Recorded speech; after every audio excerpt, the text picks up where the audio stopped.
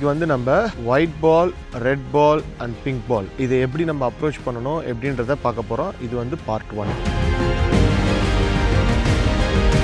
நம்ம ஃபர்ஸ்ட் வந்து ரெட் பால் கிரிக்கெட் பற்றி பார்க்கலாம், which is 3 day or 5 day. அதை பற்றி பார்க்கலாம். ஸோ அதுக்கு 2 வேர்டு முக்கியமான விஷயம் என்னன்னா கன்சிஸ்டன்சியும் பேஷன்ஸும் தான். ஸோ இதில் வந்து போலர்ஸ் வந்து லாங் ஸ்பெல் போடுறதுக்கு ரெடியாக இருக்கணும். அதே மாதிரி பேட்ஸ்மேன்ஸ் வந்து ரொம்ப நேரம் ஆடுறதுக்கு ரெடியாக இருக்கணும். இப்போ இன்டர்வல் பிரேக் இருக்கும், பட் அது இல்லாமல் அது வந்து ரொம்ப நேரம் வந்து நம்ம ஃபிசிக்கலாகவும் சரி மென்டலாகவும் சரி அதுக்கு வந்து ட்ரெயின் ஆகும். பட் நமக்கு தெரியாது, ஏன்னா இது வந்து ரொம்ப ரொம்ப கன்சிஸ்டண்ட்டாக ஒவ்வொரு செஷனாக நம்ம அதை பிளான் பண்ணணும். ஸோ ஒவ்வொரு செஷன் பிளான் பண்ணால் மட்டும்தான் அதில் நம்ம சர்வை பண்ணி ஜெயிக்க முடியும். அதே மாதிரி ஸ்பின்னர்ஸ் வந்து எனி டைம் போடுறதுக்கு ரெடியாக இருக்கணும். ஃபாஸ்ட் பவுலர்ஸ் வந்து இனிஷியலாக போடுவாங்க நியூ பால் இருக்கும்போது, அப்புறம் திருப்பி ரிவர்ஸ் ஆகும்போது வந்து போடுவாங்க, திருப்பி செகண்ட் நியூ பால் எடுக்கும்போது திருப்பி வந்து போடுவாங்க. அவங்க அந்த ஸ்டேஜஸ்க்கு அவங்க ப்ரிப்பேர்டாக இருக்கணும். சில சமயம் வந்து நியூ பேட்ஸ்மேன் வந்தால் கூட கொடுப்பாங்க. அது வந்து ஒரு கேப்டனோட ஒரு டிசிஷன் தான். அதே மாதிரி ஸ்பின்னர்ஸ் பார்த்தீங்கன்னா கன்சிஸ்டண்ட்டாக பேஷண்ட்டாக ஒரு லைன் வச்சுக்கிட்டே இருக்கணும். ரொம்ப ரொம்ப ரொம்ப பொறுமை அதில் இருக்கணும். அது வந்து ரொம்ப ரொம்ப key thing in 5 day game.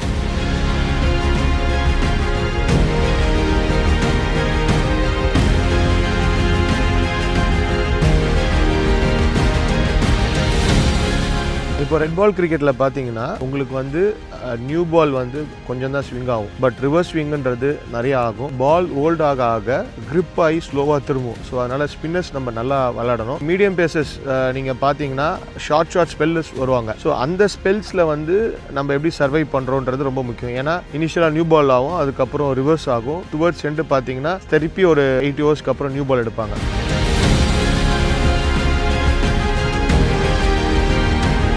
இதில் எப்படி முக்கியமான விஷயம் அப்படின்னா இந்த ஸ்பெல்ஸை வந்து நம்ம எப்படி கவுண்டர் அட்டாக் பண்ணுறோன்றது தான் முக்கியம். இதில் பேட்ஸ்மேன்ஸ் பார்த்தீங்கன்னா அவங்க வந்து சர்வைவலுக்கு ஃபர்ஸ்ட் இனிஷியலாக ஆடுவாங்க.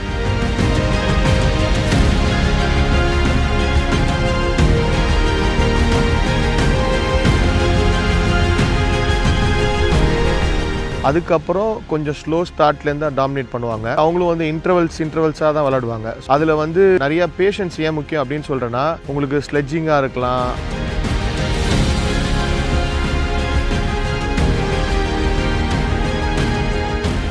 ஒரு குட் ஸ்பெல் போடுற மாதிரி இருக்கலாம். இந்த மாதிரி நிறைய விஷயம் அதில் நடக்கும். அந்த இடத்துல நம்ம வந்து எவ்வளோ சர்வை பண்ணுறோன்றது தான் ரொம்ப ரொம்ப முக்கியம். இப்போ பார்த்தீங்கன்னா லாங்கர் ஃபார்மேட்லேருந்து நிறைய பேர் IPL ஆடாதவங்க கூட இப்போ இந்தியா ஆட வைக்கிறாங்க. ஸோ அதனால் வந்து நம்ம ரஞ்சி ட்ராஃபி வந்து ஒமிட் பண்ண முடியாது. டெஸ்ட் நிறைய பேர் ஆடுறது வந்து ரஞ்சி ட்ராஃபிலேருந்து தான் வருவாங்க. ரெட் பால் கிரிக்கெட் வந்து ரொம்ப ரொம்ப ஒரு இம்பார்ட்டண்டான விஷயம். அது வந்து நம்மளை வந்து டெஸ்ட் பண்ணும். நம்மளோட டேலண்ட்டாக இருக்கட்டும், நம்ம ஸ்கில்ஸாக இருக்கட்டும், அது எல்லாத்தையும் டெஸ்ட் பண்ணுறது தான் டெஸ்ட். ஸ்கில்ஸை டெஸ்ட் பண்ணுறது தான் டெஸ்ட் அப்படின்னு வச்சுக்கோங்களேன். நம்ம என்னதான் டேலண்ட் இருந்தாலும் அந்த பேஷன்ஸும் கன்சிஸ்டன்சி இருந்தால் மட்டும்தான் ஒவ்வொரு செஷனை நம்ம தாண்டி போக முடியும். அதே மாதிரி நிறைய பேர் வந்து இதுலேருந்து இந்தியா ஆடி இருக்காங்க. ஸோ டெஸ்ட்லேருந்து ஃபர்ஸ்ட் வந்து பார்த்தீங்கன்னா அதுலேருந்து தான் வந்து இந்தியாவே ஆடுவாங்க. ஸோ ரஞ்சி ட்ராஃபியில் நல்லா பர்ஃபார்ம் பண்ணுறாங்க. இப்போ கூட பார்த்தீங்கன்னா IPL ஆடலனாலும் பரவாயில்ல, பட் ரஞ்சி ட்ராஃபியில் நல்லா பண்ணியிருந்தாங்கன்னா டெஸ்ட்டில் கண்டிப்பாக அவங்களுக்கு சான்ஸ் இருக்கும்.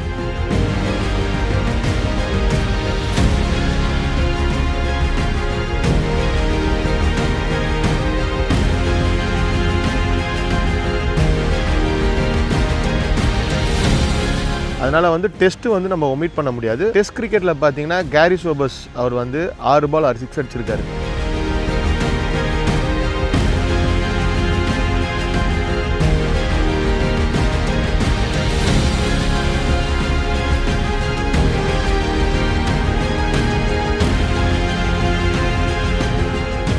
ஸோ அது நிறைய பேருக்கு தெரியாது. அது ஒரு பெரிய ஒரு ரெக்கார்டு. அதே மாதிரி அனில் கும்ப்ளே 10 விக்கெட்ஸ் எடுத்திருக்காரு ஒரே இன்னிங்ஸ்ல.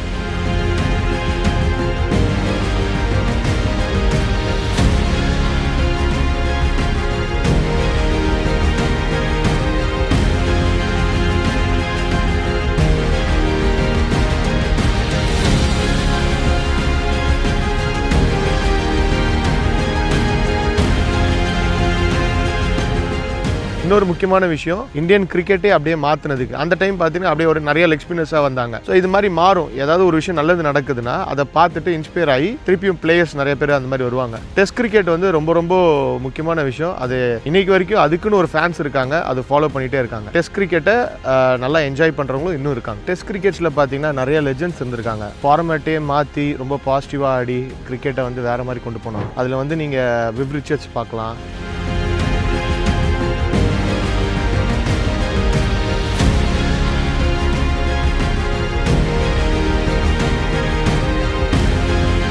லாரி சோபர்ஸ் பார்க்கலாம், கபில் தேவ் பார்க்கலாம். ஸோ இவங்கெல்லாம் வந்து டெஸ்ட் கிரிக்கெட்டே அப்படியே மாற்றினாங்க. அதுக்கப்புறம் நம்ம ஜெயசூர்யா, சேவாக் இவங்கெல்லாம் வந்து அதுக்கப்புறம் வந்து அதுக்கப்புறம் மாற்றினாங்க. இந்த மாதிரி டெஸ்ட்டு வந்து ஓடிஐ வரத்துக்கான மெயினான ரீசனே இவங்கெல்லாம் இந்த மாதிரி பாசிட்டிவான கேம் தான். ப்ளஸ் அந்த ஒரு ஃபாஸ்ட் ஸ்டார்ட் அது கிடைக்கும் போது, ப்ளஸ் அது மக்களுக்கும் பார்க்கும்போது ரொம்ப ரொம்ப என்டர்டைனிங்காக இருந்தது. அவங்களுக்காகனே ஒரு க்ரௌட்ஸ் இருந்தாங்க அந்த மேட்ச் பார்க்கறதுக்கு. ஏன்னா டெஸ்ட்லாம் ஃபர்ஸ்ட் ரொம்ப ஸ்லோவாக இருக்கும்னு நினைப்பாங்க, பட் அதை மாற்றி ஆடினாங்க. அதில் அண்டர் ரேட்டட் அப்படின்னு சொல்ல முடியாது. எப்படி சொல்றதுன்னா வெளியில் தெரியாததுக்கு சொல்கிறேன், பட் அவர் ஒரு கிரேட் பிளேயர், கிரேட் லெஜெண்ட் ராகுல் டிராவிட். அவர் பார்த்தீங்கன்னா எல்லாரோட ரெக்கார்ட்ஸ்லையும் இருக்காரு.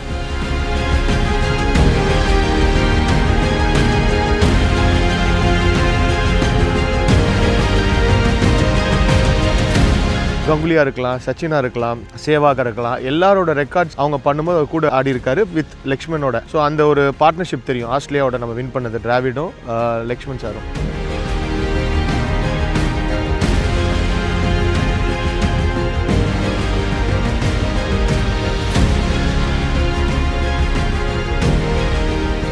ஸோ அது பார்த்தீங்கன்னா அது ஒன் ஆஃப் த பெஸ்ட் மூமெண்ட்ஸ்னு சொல்லலாம். அதுலேருந்தும் கிரிக்கெட் கொஞ்சம் அப்படியே மாறிச்சு, டெஸ்ட் நிறைய பார்க்க ஆரம்பிச்சாங்க. ஸோ இந்த கிரிக்கெட் வந்து நிறைய மாறினதுக்கு ரீசன் இந்த ஒரு டோர்னமெண்ட்னு சொல்லலாம். அதுக்கப்புறம் பார்த்தீங்கன்னா இந்த ஒரு மேட்சஸ்னால நிறைய பேர் வந்து அந்த விளையாண்டுறது அந்த டைம் சொல்கிறேன். ஸோ இன்னும் இன்வால்வ் ஆகி நிறைய டெஸ்ட்டுக்கு இம்பார்ட்டன்ஸ் கொடுத்து விளையாட ஆரம்பிச்சாங்க. நம்ம இப்போ என்ன பார்க்கலாம்னா white ball cricket which is ODI அப்படி வச்சுக்கோங்க. ஸோ ஒன் டே கிரிக்கெட்டை பொறுத்த வரைக்கும் என்னன்னா அது ஃபாஸ்ட் கேம் நம்ம கம்பேர் டு டெஸ்ட் கிரிக்கெட். இதுல வந்து போலர்ஸ் வந்து பாத்தீங்கன்னா ஒரு கன்சிஸ்டன்சியை விட வேரியேஷன்ஸ் பயங்கரமா போடுவாங்க.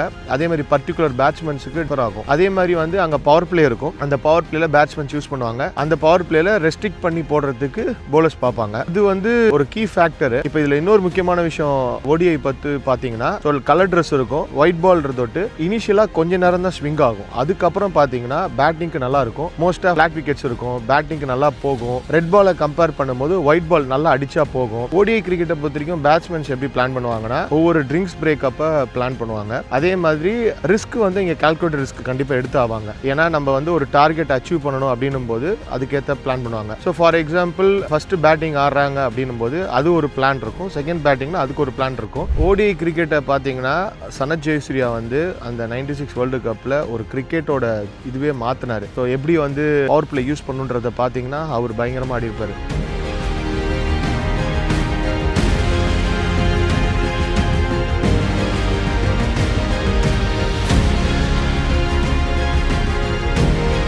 ஸோ அதுக்கப்புறம் நிறையா மாறிடுச்சு. மோஸ்ட்டாக பார்த்தீங்கன்னா நம்ம ஊரில் சேவா கூட வச்சுக்கலாம். அந்த ஓடிஐக்கான கான்செப்ட் பார்த்தீங்கன்னா ஒரு டெஸ்ட்டே அப்படி தான். பட் ஓடிஐயில் வந்து அந்த பவர் பிளேயை பயங்கரமாக யூஸ் பண்ணாரு.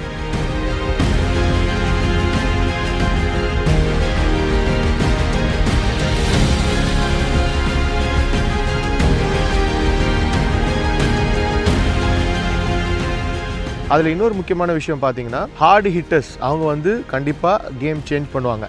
ஸோ அதனால் எல்லா டீம்லையும் பார்த்தீங்கன்னா டாப் ஆர்டரில் ஒரு ஹார்ட் ஹிட்டர்ஸ் வச்சுருப்பாங்க, பாட்டமில் வச்சுருப்பாங்க. விச் இஸ் ஓல்டு பால் அடிக்கிறதுக்குன்னு அது ஒரு டேலண்ட் இருக்குது. அதே மாதிரி ரிவர்ஸ் ஆகும்போது ஸ்பின்னர்ஸ் நல்லா போடும்போது ஸோ அதுக்கேற்றாப்புல ஒரு டீமை பிளான் பண்ணுவாங்க. அதே மாதிரி போலர்ஸ் பார்த்தீங்கன்னா வேரியேஷன்ஸ் நல்லா போடுற போலர்ஸாக இருக்கலாம். அது கொஞ்சம் அவுட் ஸ்மார்ட் திங்க் பண்ணணும். அதுக்கு நம்ம பெஸ்ட் எக்ஸாம்பிள் பார்த்தீங்கன்னா ஓடிஐக்கு பும்ராவை பொறுத்த வரைக்கும் பார்த்தீங்கன்னா பேட்ஸ்மேன் என்ன பண்ணுவாங்களோ அதுக்கு தான் போடுவார் தவிர அவர் நான் ஒரு இடத்துல போடணும் அப்படின்னு போட மாட்டார். ஸோ அவர் அவுட் ஸ்மார்ட் பண்ணுவார்.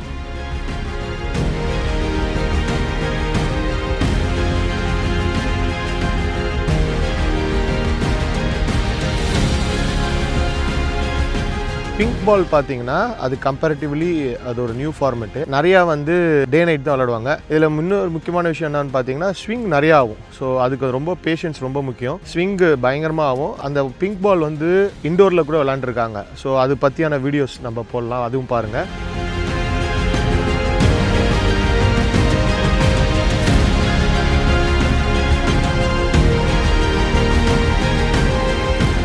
ஸோ பிங்க் பால் கிரிக்கெட் வந்து புதுசாக இருக்கிறதொட்டு கண்ட்ரீஸ் வந்து இப்போ அடாப்ட் பண்ணுறதுக்கு கொஞ்சம் கஷ்டப்படுறாங்க. ஸோ அது போக போக போக நிறையா மேட்சஸ் வர ஆரம்பிக்கும். எதுக்காக அந்த பிங்க் பால் கிரிக்கெட் வைக்கிறாங்க அப்படின்னா ஸோ டெஸ்ட்டே வந்து இன்னும் கொஞ்சம் நல்லா எடுத்துகிட்டு போகலாம். ஏன்னா T20 ஒன் டே வந்து டாமினேட் பண்ணுறதொட்டு ஒரு கொஞ்சம் டிஃப்ரெண்ட்டாக இருக்கட்டும். ப்ளஸ் வந்து நிறைய பேர் டைம் இருக்கும், அந்த டைம் தான் பார்க்கலாம் அப்படின்றது தொட்டு பிங்க் பால் கிரிக்கெட்டை ப்ரமோட் பண்ணுறாங்க. எப்பயுமே வந்து கிரிக்கெட் பார்த்தீங்கன்னா அது எவால்வேட் ஆகிட்டே இருக்கும். மோஸ்ட்டாக வந்து மக்கள் எப்படி பார்க்குறாங்களோ அதுக்கேற்றாப்புல தான் அந்த கேம் ஃபார்மேட் ஃபார்மேட்டே மாற்றுவாங்க. முன்னாடி நிறைய டைம் இருந்தது, டெஸ்ட் பார்த்தாங்க. அதுக்கப்புறம் பார்த்தீங்கன்னா நான் சொல்கிறது 90s 20s முன்னாடி, அதுக்கப்புறம் பார்த்தீங்கன்னா எல்லாரும் கொஞ்சம் ஒர்க்கு கொஞ்சம் பிஸி ஆகும்போது அந்த டெஸ்ட்டை வந்து அப்படியே ஓடியே பார்த்தாங்க. இப்போ இன்னும் வேகமாக எல்லாம் வேலைக்கு போய் எல்லாம் பண்ணும்போது அது T20 ஆகிட்டாங்க. ஃபுல் மூவி அப்படின்னும் போது நம்ம வந்து ஒரு டெஸ்ட் மாதிரி வச்சுக்கலாம், ODI வந்து நீங்கள் வந்து ஒரு ட்ரைலர் மாதிரி வச்சுக்கலாம், T20 வந்து ஒரு டீசர் மாதிரி வச்சுக்கலாம். ஸோ இந்த மாதிரி வந்து கிரிக்கெட்டே அப்படி ஆயிடுச்சு. அதே மாதிரி பிங்க் பால் வந்து கண்டிப்பாக இன்னும் நிறைய ஊரில் ஸ்டார்ட் பண்ணிவிடுவாங்க. ஏன்னா டே நைட் ஃபார்மேட்டு, ஸோ அதனால் நிறைய பேர் ஒர்க் முடிச்சுட்டு வந்து பார்க்கும்போது அது கொஞ்சம் இன்னும் டைம் இருக்கும் பார்க்குறதுக்கு. ஸோ இது வந்து எந்த மாதிரி ஆடியன்ஸை கவர் பண்ணுறாங்கன்னா, மேபி ஒரு 20s அண்ட் இப்போ இருக்க ஆடியன்ஸ் இவங்க எல்லாத்தையும் கவர் பண்ணுற மாதிரி தான் பிங்க் பால் கிரிக்கெட் பண்ணுறாங்க. சச்சின் டெண்டுல்கர் அவர் தான் வந்து இது வரைக்கும் highest run getter. Muttiah Muralitharan அவர் தான் வந்து ஹையஸ்ட் விக்கெட் டேக்கர் T20லையும் ODIலையும் டெஸ்ட்லையும். ஸோ யார் யார் நல்லா பண்ணியிருக்கா, யார் இப்போ top run getter, top wicket taker, எது ஹையஸ்ட் ஸ்கோரு, இது எல்லாமே ஒரு இன்ஃபர்மேஷன்ஸ்க்காக வீடியோவில் வரும். ஸ்கிப் பண்ணாமல் அதை பாருங்கள்.